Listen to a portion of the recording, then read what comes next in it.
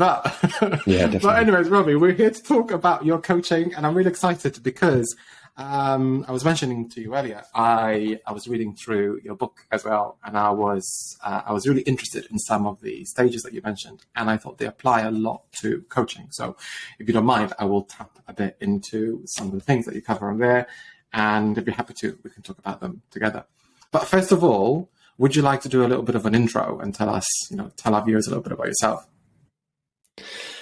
Yeah, thank you. Thank you for having me on the show. Excited to get into these things and perhaps draw some of the connections between my books and coaching. So I've been coaching professionally for 7 years. And before that, in the first decade of my career, I dotted around in various places and changed career at least twice in that time. And that was all quite stressful at the time because I was like, oh no, not again. What am I going to settle on? But now when I look back, it's really useful. Because it means I have experience of working in a real range of industries, business functions, parts of organizations. And the way I think about my coaching these days is I often call myself a leadership coach because in some ways leadership is one of the things I'm most interested to talk about.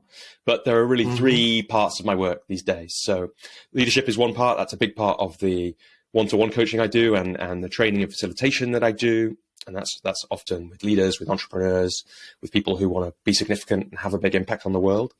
I have a part of my work which is about supporting coaches because I really believe in coaching and its power to help individuals and society meet the challenges of the 21st century. And so for that, I occasionally run training for coaches. I have a community for coaches where I support them to hopefully thrive as people while they're doing coaching, but also create businesses that meet what they want. And I have a podcast for coaches, The Coach's Journey, where I interview coaches about how they got where they are. People can check that out wherever they're listening to this.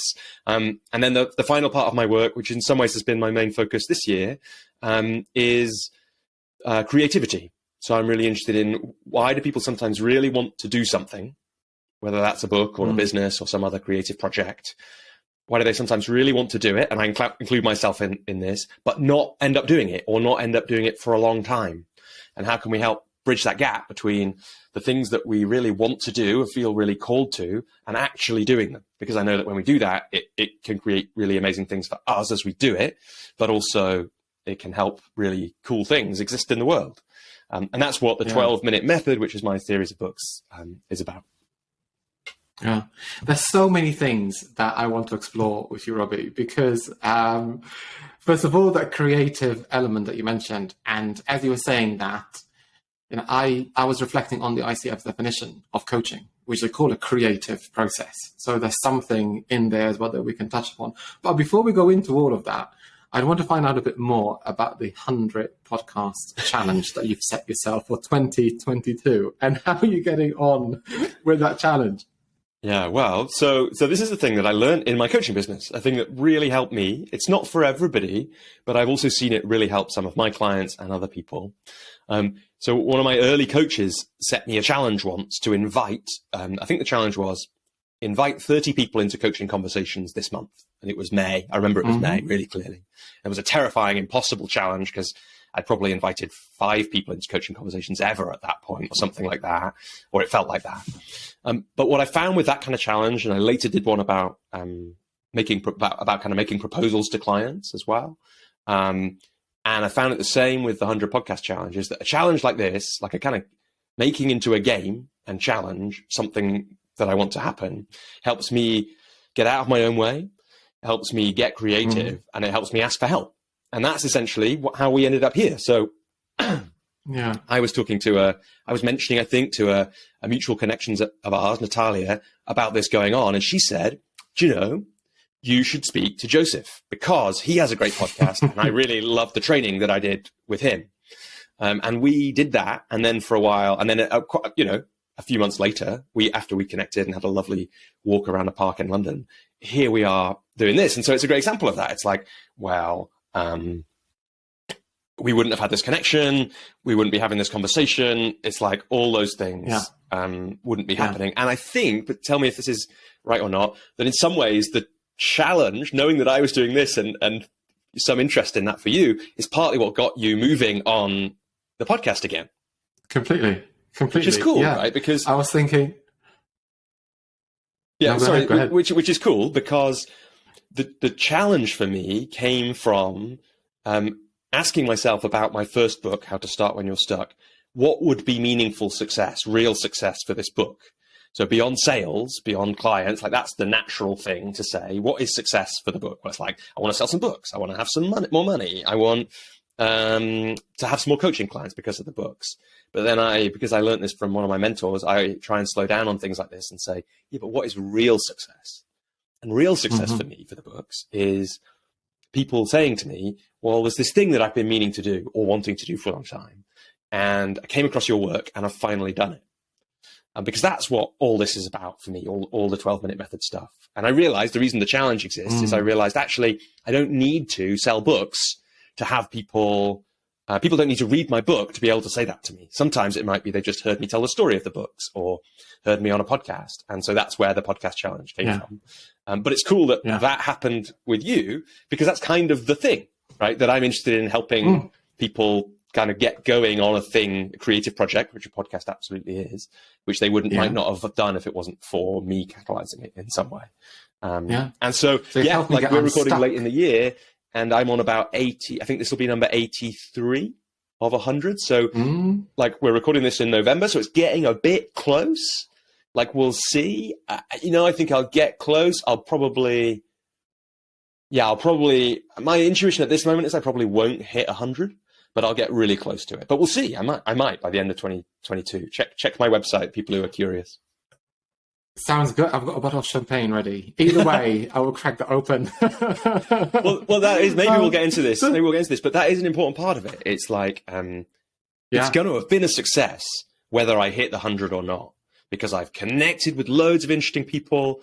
I've like done things I wouldn't have otherwise done. I've definitely more people have found my work because of it. And I've got, like, when I first said I was going to do this to my friend Petia, she said, well, imagine if you only do half of this, you only get to 50, how much better you'll be and more confident you'll be talking about your work and appearing on podcasts. And that is absolutely true. Completely. And I think that's such a healthy way to relate to goals, right? Rather than kind of going, yes, I need to hit 100. It's looking at what have I learned through that process? What connections have I made as a result of that? Who have I inspired? What changes have I seen in other people? It's such a nice way how to look at our own performance as well. Talking about getting stuck and getting unstuck, because I think it's really interesting to dive a bit into this. Do you want to tell us? Because I think it really frames the conversation around coaching and getting unstuck in coaching, how you got into the 12-minute method. Obviously, I've read it through the book, but if you could give us a summary for those who haven't read the book, that would be great. Yeah, absolutely. So I was working with not my first coach, I think my second professional coach that had coached me. It was 2016, so I'd been coaching for about a year. And one of the things that emerged in our work, our coaching engagement, was this theme about sharing myself. That's what, as I remember it, that's what we called it. And that showed up in a lot of ways. Like it was when I was launching my coaching business, I had to kind of share that I was doing that. And that caused me stress and anxiety. I remember really clearly hovering my finger over the like, I was going to put a post on Facebook about doing coaching training and needing practice clients. And I remember the feeling of like stress and pressure of pressing the post button, the redrafting of that message. But this would show up in all kinds of places. So it was even like making jokes on social media would feel like I would like write them and then delete them and then write them again and then and then not post them or post them and feel stressed about like, so the whole thing carried this real pressure for me. And for a few reasons, I didn't want it to be like that. One is just, it was unpleasant, right? Another was I had this sense that if I was going to have a coaching business, it would be a lot more sustainable if I was able to less stressfully be kind of present on the internet. It's not necessary, I would say.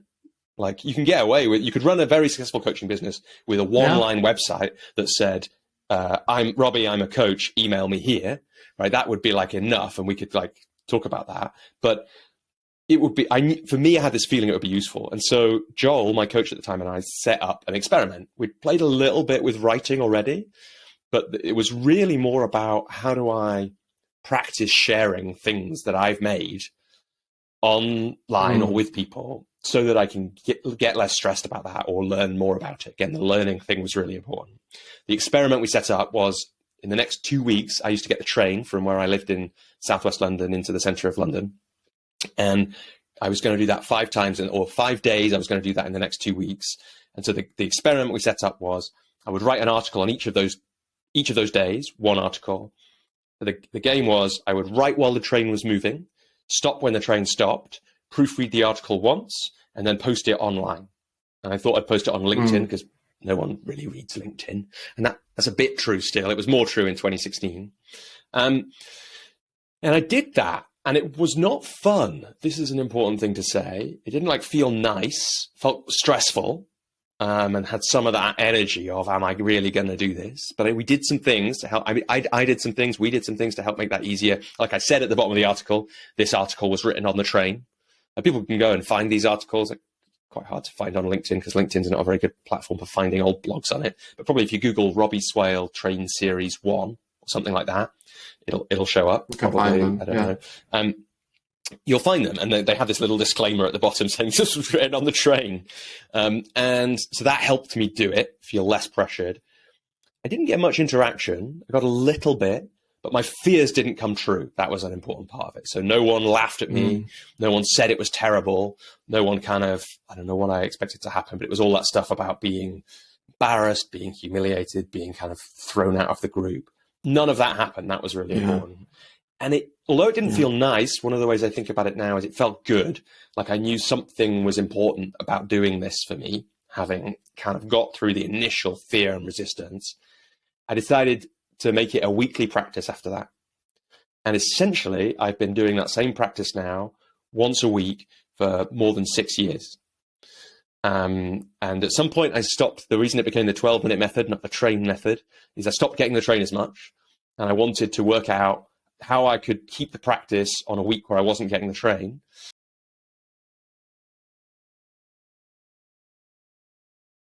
And that was, I decided, I checked how long the train journey was that day. It was 12 minutes. And so mostly these days, all the time these days, I set a timer for 12 minutes, right while the timer's going, stop when it stops, proofread it once, and then post it online. And now they're on robbieswale.com as well as on LinkedIn. And there are probably, I don't know how many, 280 of them now, written one a week. So it's not quite every week because I go on holiday and have time off at Christmas and that kind of thing. And then in some ways, the most magical moment came about 3 years in when Seth Godin, who's a marketing blogger, an expert and author that I followed, created a book of his blog from the previous few years. And I thought, I could do that. And I had to use some tricks on myself to get through who am I to have a book? And this isn't a real book. And why would I do this? And why would anyone be interested? But I did that enough to work out what I had. And I had about 140 articles. And that was 80,000 words written 12 minutes a week over 3 years. That's what that got me. And away down the line, the kind of very strange thing happened. So I talked to my friend Steve, who's a copy editor. He was going to help me with the book.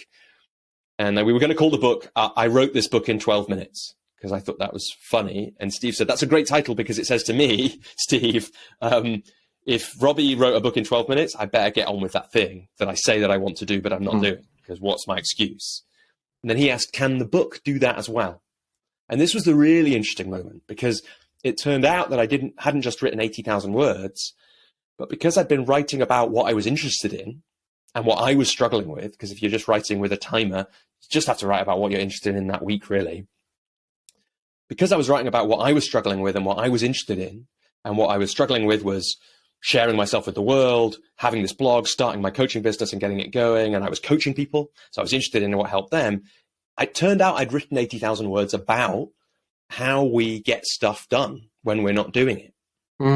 And that, in the end, turned into was going to be 4 parts of the book. And then I got some good advice, which was, you actually want to make this a series of 4 books, because then if somebody's struggling with starting, they can just buy the start book. But if actually someone's good at starting, but they're struggling with keeping going with their idea, they can buy the keep going book. Or if they're struggling like me with sharing, then they'll be able to buy the 4th book in the series, which is about that, or, whichever part of it works for them.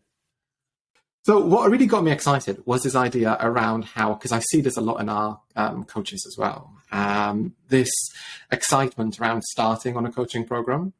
And in a way, like you had the train, which was 12 minutes, we give them some of these criteria. We give them a bit of a framework to work towards. They have to submit a number of sessions, they're going to get mentoring, and they're supported during that time. And then it's the kind of continuing that process once you finish your program, that, getting going, that sometimes can stop people from continuing on something that they're really passionate about, their creativity in a way. So thinking about that perhaps, and kind of reflecting this back to coaches, I'm really intrigued to see what you think could get people stuck in their coaching journey. Yeah. I mean, I see that thing you're talking about, that resonates with me with conversations I've had with coaches. So I wrote an article about how I'd grown my business.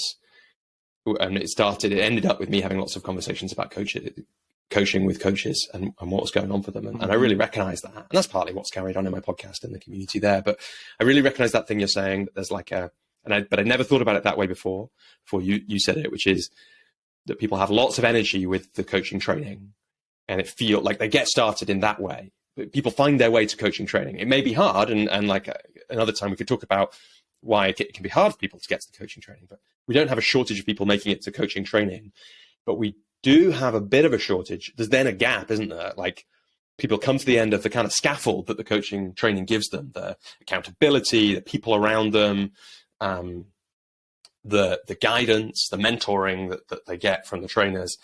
And then they're out in the world and it's like, well, what do I do now? How do I actually make this thing work?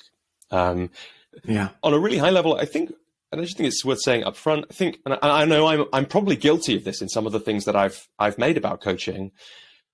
It's like coaching, I think one of the things that gets people stuck is coaching can be sold as, what is it, like the easy answer to all your dreams. Because it can be completely. A flexible, like it can do all the, I'm going to list a few dreams that people have, and it can do all these things. It can be location independent. It can make people a good money. It can be meaningful, and it can use strengths that for many people, if they've got the real people strengths, are underused in any job that isn't just focused on people. Like that was true of me. Like I got to use my people strengths in my previous work, but only a bit, like only when I was having my line management meetings or mentoring students or whatever it was. And lots of the time I wasn't using it. So coaching can be all your strengths, freedom, money, and meaning, right? But that doesn't, we're sold that often as though it's easy to get all those things, but coaching is it can be quite a hard business to be in. Requires grit and in my experience, doing hard things, doing things I was afraid of. And all those things can get us stuck. Plus there's, and I think I've heard you say this before, or maybe you said it to me, like there's the thing about sometimes the business of coaching doesn't look like coaching, and people want to do the coaching without wanting to do the business of coaching. I had a woman called Allegra Stein on my podcast, and she said that really clearly. She said, although it's great that more coach trainings now help people with the business of coaching, the problem with that is that she thinks those things should be held separately. Like there's an argument for combining them, but there's an argument for separating them, because you don't have to do both. Right? You don't have to run a business and do the craft of coaching to use your coaching training. And that's a question that we get all the time. When people call in about the coach training program, they'll say, how much training do you provide me in setting up my own business? And I say, very little, because the focus of the program is not to train you up to be a business person. Yes, it's part and parcel of, there are some skills that are relatable to both, but ultimately what we want to do is develop you to be a great coach. That's the focus. Yeah. And if you then wanted to develop your business skills, there's other programs that you could go on, and you can then merge the two together. But we'd be a very rubbish provider if we trained you up on how to be a great business person, but actually not how to coach, right? And I can see Allegra's point there, that they're kind of the two distinct, because ultimately the business side of things, you could also start outsourcing some of that as you develop more clients and as you grow as a business. So there needs to be a fundamental understanding of, I don't know, basic kind of accountancy or marketing or ways that you might be able to get clients in, but you don't have to be an expert in that. Yeah, and I would say the most fundamental way to get clients in is the thing that you teach people on the program, right? Is to be a great coach, right? If you're not a great coach, that's going to cause real problems for you in your business. Because I discovered this when I was starting out. I kind of interviewed over coffee a bunch of coaches that I knew who had made it work. And it became apparent to me. In fact, that's where my podcast came from, really, because I kept regretting not having recorded those coffees that I had. Because I kept telling people about them, a bit like I'm doing it now. Like one of the themes that I saw when I spoke to these coaches was that the reason they'd been successful was they had got to a point where their business fed itself. So they had enough referrals coming in that the business worked. And they'd all found a way, in some ways, to shortcut to the critical mass of people that they needed. We could talk about that.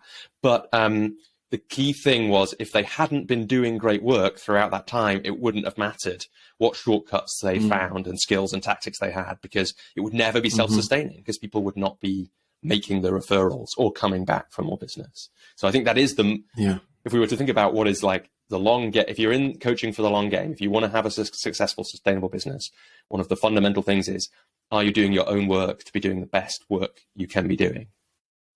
Yeah.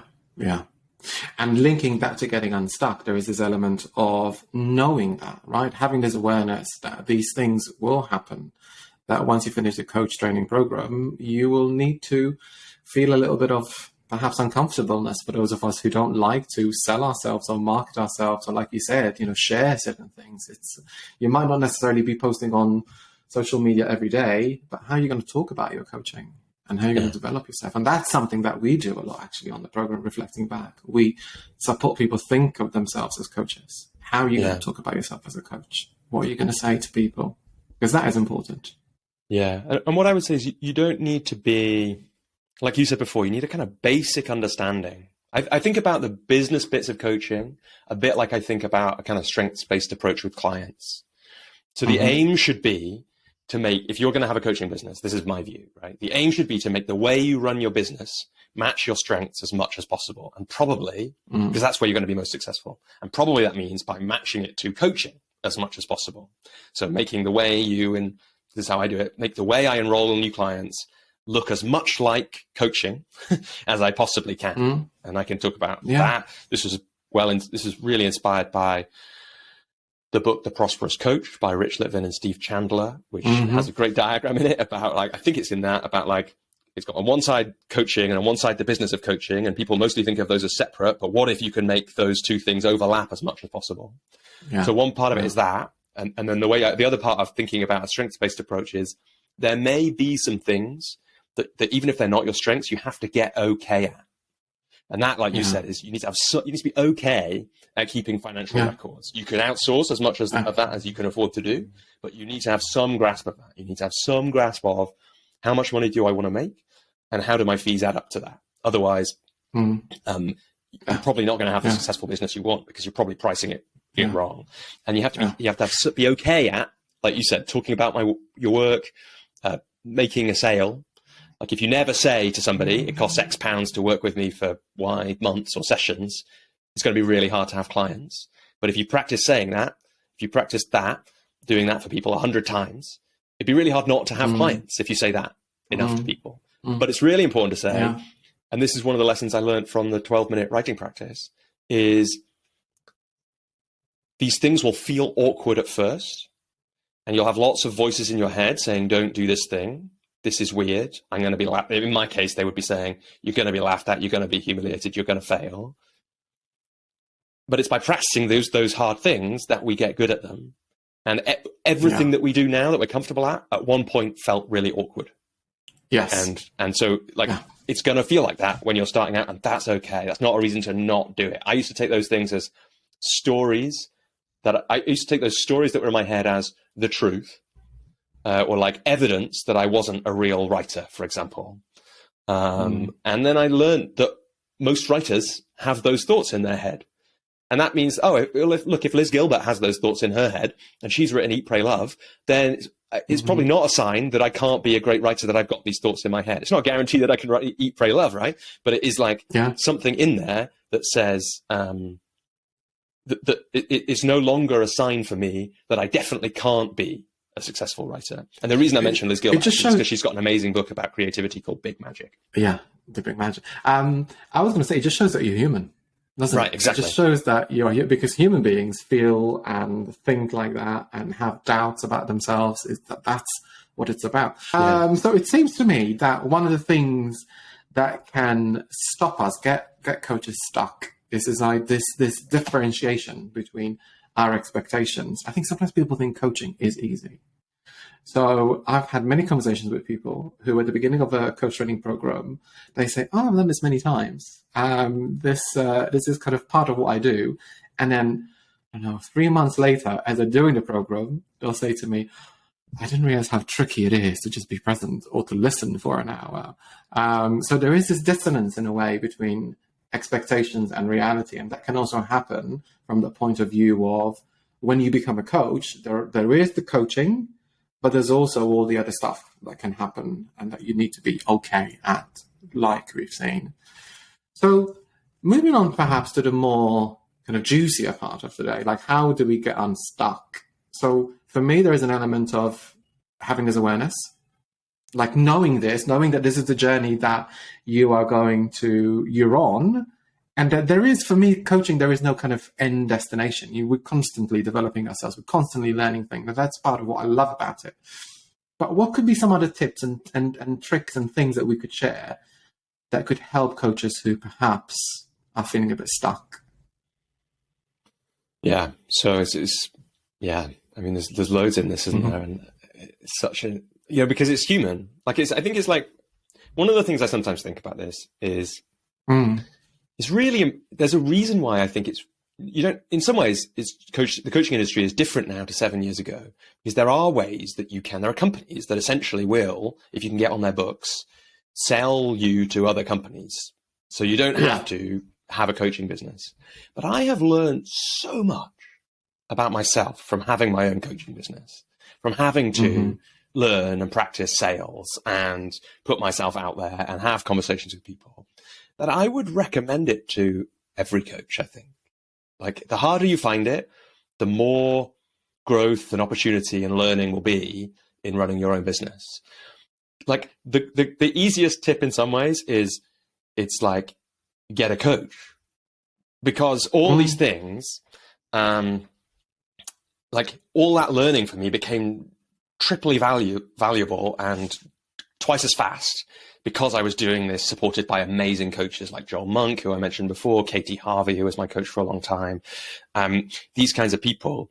It's like, it taught me loads about myself and also helped me in my business, because I could really feel the value of coaching. So I suddenly had all these stories to tell to potential clients about the things I'd struggled with and the way that my coaching had helped. And then they can feel the embodied understanding in me that coaching is powerful, and that rubs off on people. So that's one. I guess. Can I extrapolate that? Because that, I think, is such a good point. And what I was thinking around that is, surround yourself with similar kind of people. So whether it's getting a coach or a mentor or supervision or a community of people, being surrounded by others who feel and think like you, who might be in your similar situation or a step ahead, can be also really helpful. Yeah, and like, in some ways, I think being part of a group supervision, I used to do that a lot. It's partly when I'd seen the power of that, and a group coaching program that I did with Rich Litvin, who wrote The Prosperous Coach. That's partly why I work. If coaches want to work with me, I try and get them to work in a group program, because it gives you so much more. There's lots of levels to learn on, because you're always learning from the supervisor or coach in the group, as well as from the participants. Or the participants, as well as, you're able to watch both, everybody, yourself. And the reason I love group supervision so much was partly to be connected to other people. So partly you see that all the thoughts going through your mind aren't madness. They're, like you said, they're being human. Like, everybody else is having those same thoughts. But also, like, I would hear something that my friend Nina was going through. I hadn't been through that struggle with a new client yet, but it meant that I learned from her struggle so that when I first faced that same sort of thing, I was way better placed. So I really agree. Group supervision, group coaching programs, very communities of coaches, really, really useful. I think the other thing that comes up for me, which links back to the 12-minute thing a little bit, is one of the things that really helped me with the 12-minute blog was that it wasn't about trying to write. I think if I'd been too attached to the outcome of trying to write a book or trying to have 280 blog posts, it would have felt really different. It came from, there's this thing that I find difficult and I'm going to practice it so that I can get better. And it wasn't quite as clear as that.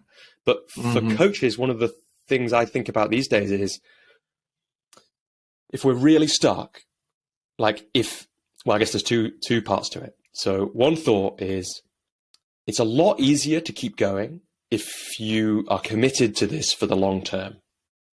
It's like, if I'm not sure if I'm in this coaching thing, if whether I'm in it or not depends on whether I get speech marks a certain number of clients this month, then that's really hard because the pressure is super high. And that doesn't even help. That makes it harder to sell coaching if you're if you desperately need to sell it. Katie, who I mentioned before, once told me a story about how a coach she was working with came to her and had just read about business, and so had read in business, if you're opening a shop, you probably need to have the money to last 5 years before the shop is paying your salary.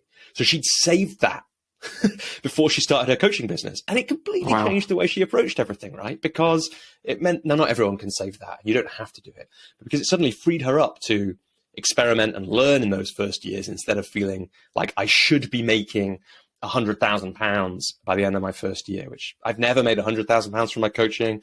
I've made more money than I used to work in the charity sector, but that's not saying much. So it's and I've made enough money for me, but it's not, having those unrealistic expectations, like you said, is a real struggle. So then the question becomes, if I'm in it for the long term, what is it really useful to practice? And I have had some thoughts on that. Shall I talk about that? Yeah, go ahead. Do you want to jump in? I'm aware I just did a monologue. Well, no. The bit I keep on kind of jumping on as well what you're saying, because what then I was thinking is around, sometimes we also get stuck because we are really hard on ourselves, perfectionistic tendency. So we feel that I've done training and I can't possibly talk about it as a coach until I've got my website all polished and ready, until I know exactly what I'm going to call myself, until I have practiced X amount of time. So I got the ACC by the ICF. And this gets in the way, right? Because we hold these thoughts and feelings so tightly that they become part of who we are. Whilst if we then say, well, it doesn't matter if I've got a website, if I've got a client, then I'm working with them. So letting go of some of these perfectionistic expectations that we have on ourselves is helpful. And if you view that from a long term, I'm in this, for the long run, that becomes easier. Yeah, absolutely. Another book, a bit like Big Magic, that had an influence on me was The War of Art by Stephen Pressfield. And that really, the idea in that book really is there's kind of this thing, resistance, which gets in the way of us doing the things that really matter to us deep down, to our souls, to our higher selves. And once you've really seen that and started to take it seriously, I started to think well, what of all these things that I'm doing while I'm trying to start my coaching business is actually helping with the business, and what is resistance? And the website is a great example. Like I said before, Katie runs her business. Her website, I've known her for 7 years. Her website has said, new website coming soon, email me here, for 7 years. Now, she's been working as a coach for 18, right? So by that point, she already had 11 years of referrals to go. And she's an amazing woman, who does amazing work. So all those things are part of it. But, I started to think, well, what do I need any website? And I came to the conclusion, yes, I want, when people Google Robbie Swale coach, I want them to find a website of me, because it's kind of like a credibility check. But do I need a blog on that website to have a coaching business? No, I just need someone to be able to find me and then email me. Yeah. That's about, once you've got that, everything else about building a website, in my view, was resistance. And Which you could do technically in 10 minutes. Like you can just get one of these have a website on templates, Squarespace or Weebly or WordPress or any of these things. 10 minutes and it's done. Exactly. Picture of you. Hi, I'm X. I'm a coach. If you'd like to speak to me, email me here. Like that's, if you've got a picture of you, I think put that in. Too many coaches' websites have like my mentor, Robert Holden, would say this. They have like a mountain on them or a canoe. And it's like, that's great. Good metaphors for coaching. But most people they're buying you, right? Not a mountain they've never heard of and never been to. And so these days, like I think one of the reasons the Prosperous Coach landed so much for me is I think one of the things they've got in there is a really clear guideline to what is not resistance for a coach. So there are lots of things that we can do, like having a blog, right, which can help with having a coaching business. Creating a body of work can do that. And you can do it 12 minutes at a time, as I have like proven for myself, although I didn't know that at the start. But there are some things that if you don't do them, you basically can't have a coaching business that's successful. We mentioned one is like create powerful coaching for people. Like if you can't do good coaching for people, it's going to be really hard to have a coaching business. If you do enough good coaching, you almost can't help but have a coaching business because people will start telling their friends. The other three things, and this is in the Prosperous Coach, this is not my original thinking. Like if you never connect with anybody new, you can't really have a coaching business. You know, those connections might come because somebody says, my friend worked with you and told me you were great, and that might be the connection. But if no one is ever connecting with you and you're never connecting with anyone, you can't have a coaching business. But if you connect with enough people and you kind of mention coaching in some way, you almost can't help but have a coaching business. Now, that might be a very high number, but like, I think that's true. If you're never inviting people into a coaching experience with you, whether you call that a chemistry call or you call it a coaching session, you probably can't really have a coaching business. But if you invite enough people into those conversations, you almost can't help by doing it. And I actually mentioned the other one earlier on. If you never say it costs X pounds to work with me for Y months or sessions, then you can't really have a coaching business. But if you do that enough times, you almost can't help but have clients. And so the game then becomes, and I call it a game, right? Because if we're in it for the long haul, we have to not take it too seriously. The game then becomes, how do I practice each of those things? And, you know, the good thing about it is, about those four things is, most coaches, I think, would love it on a pure, let's think, without the business, it is still a good thing. Like almost everybody would prefer to be better at connecting meaningfully with new people. So if you practice connecting meaningfully with new people, it's not just good for your coaching business, it's good for you as a person. Most people would find it valuable in their life to be able to say, here's this thing I can offer to you, coaching, but it could be something else. Would you like it? In an unattached, undesperate way. Like, it's like asking people out. It's like, it's a hard thing to do. Like, I'd like to do this thing with you. Would you like to do it? Most people would rather be better at that and feel more comfortable and confident doing it. And most people would find it more useful in their life to be better at talking about money. And all coaches would like to be better at coaching. So practicing those four things is useful for you in your coaching business, but it's also useful for you as a human. And that gets us back a bit, doesn't it, to that thing you were talking about. We were talking about at the start about, like, it's not just about I think we were talking about it. It's not just about the outcome. It's about like learning as we go.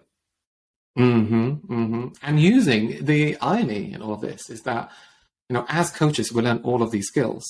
Right. And sometimes we then don't adopt them in our own life, right? So, I mean, it's like, exactly. So building rapport is like an ICF competency. They've changed it now in the new competencies. Direct communication used to be one, but it's now hidden in one of the others. But direct communication is just like, here's a thing I can offer. Would you like it? Or this is my fee. It's like direct communication, like honesty, down the line, authenticity. It's all in there. So yeah, you're right. We've got all those skills. We've practiced them. We just have to tweak it slightly, retell the stories we have about sales and money, because often that's the thing. We have all these stories about them. We just have to develop those. And we can, and all these things we can practice. And if we're in it for the long game, that practicing becomes easier. That's great. I think that's a really nice place for us to kind of start unwinding down our conversation. Otherwise, I'm sure we'll be here for another hour or so talking about this. But if any of our viewers want to get in touch, do you welcome that? How can they find you? What's the best way to get in contact with you? Yeah, no, I'd love it. I love it. Like like I said, part of these things for me is like, how do I, like we talked about the podcast challenge, how do I like hear back from people? How do I know if I'm making an impact? So I'd love to hear from people if this has been insightful for you, or especially if it's made you get unstuck or helped you get unstuck with your coaching business or with something else. People can find me at robbieswale.com. That's got links to everything, including the books. I'm on all the social media, but because of the 12-minute blog is there, or was there originally, I'm most active probably on LinkedIn, so please add me. But because, like, and any coach will know this feeling, because I get lots of people adding me on LinkedIn who want to sell me stuff. I sometimes ignore people if they don't say, I heard you on this great podcast. So just let me know where you heard about me if you're adding me. And then all my stuff. So I have created a lot of resources for coaches. All of that is at thecoachesjourney.com. And I love helping people practice those 4 things and get unstuck in their coaching businesses. So if anybody does want support with that, you can come along, and there is the Coaches Journey community is one way to do that. And we'll put a link as well in the show notes so that you can have all of this information handy. And also, if anyone who is listening who might also be hosting a podcast, there is still time to invite Robbie I need on your help. podcast You're so good at this as well. Thank you. Such a good point. I've got pretty good at remembering to say that, but I can't believe I forgot. Yes, like, don't worry, I need help. It's all good. There's still time to help me. Yeah, so I think that by the time that we release this, it'll be about a month or so. So if you're listening and you've got a podcast, and I almost never work over Christmas. In fact, I haven't worked over Christmas for years. Yeah. This year, I will do it if I'm at like 96 podcasts, right? And there's an opportunity to get to 100 or 98 or 99. I'm going to be on a podcast between Christmas and New Year. So I'm and maybe there we could for also you. have a part 2. Yes. Maybe we should. I feel like if you're at 98, we need to do a part 2 to just get to the 100. Thank you for that offer. I'll almost certainly take you up on that. Yeah.